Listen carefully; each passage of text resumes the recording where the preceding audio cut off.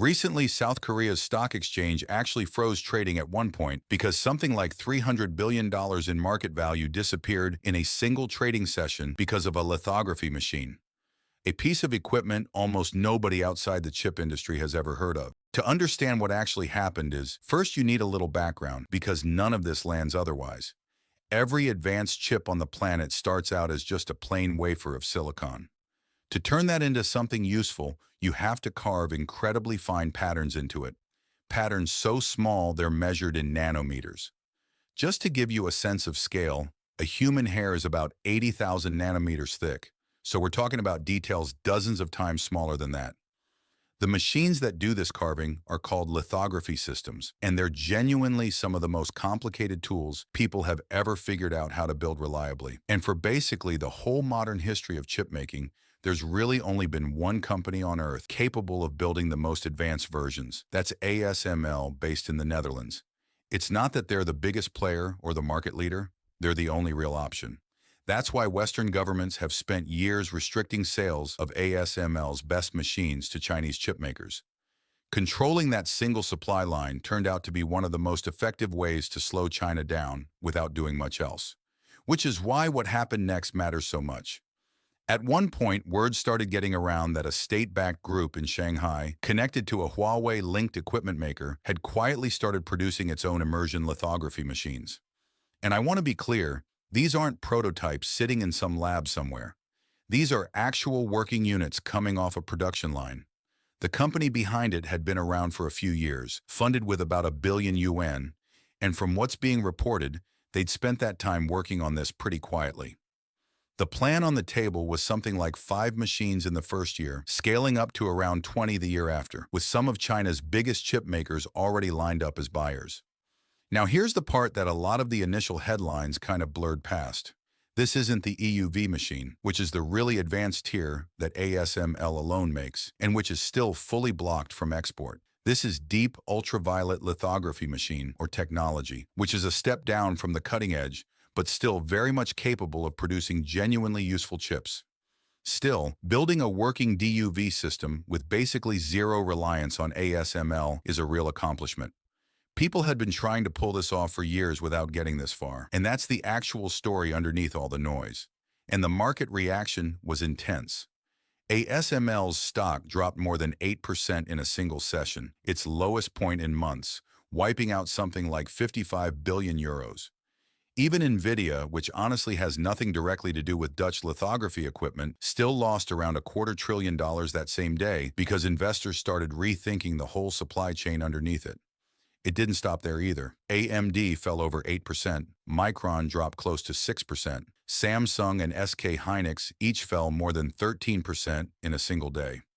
South Korea's benchmark index dropped so fast it triggered an automatic circuit breaker built specifically to stop a crash from spiraling out of control. All of that came from an announcement about a small number of machines that, according to the company's own numbers, wouldn't even hit meaningful production for another year or two.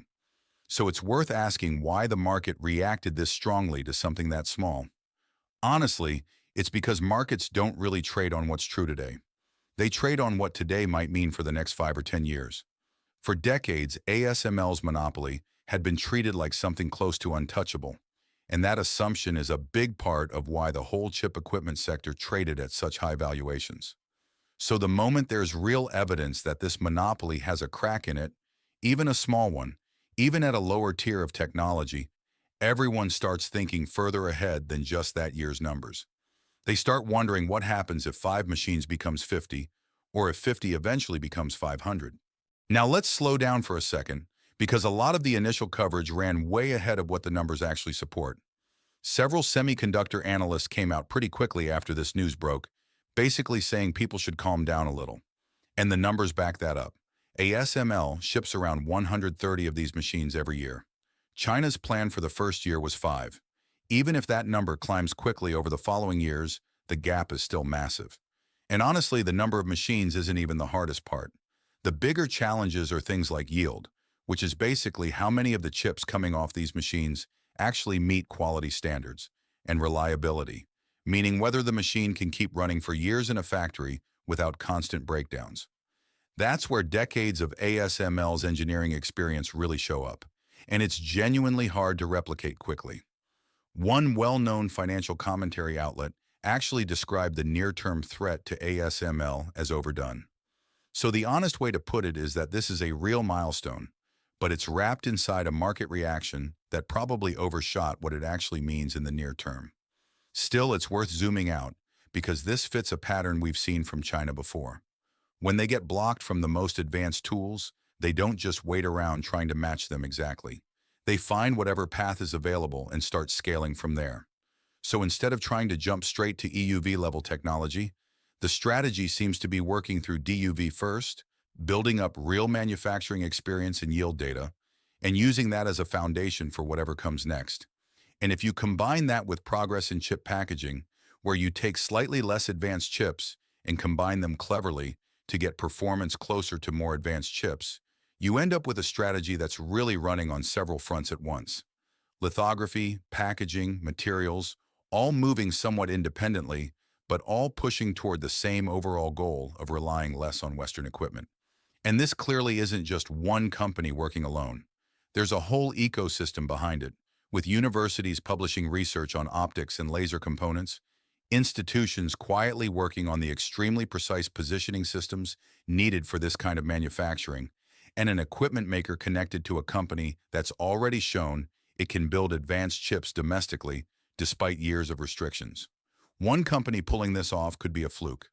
A breakthrough sitting on top of years of research happening in parallel across multiple institutions is a lot harder to just dismiss.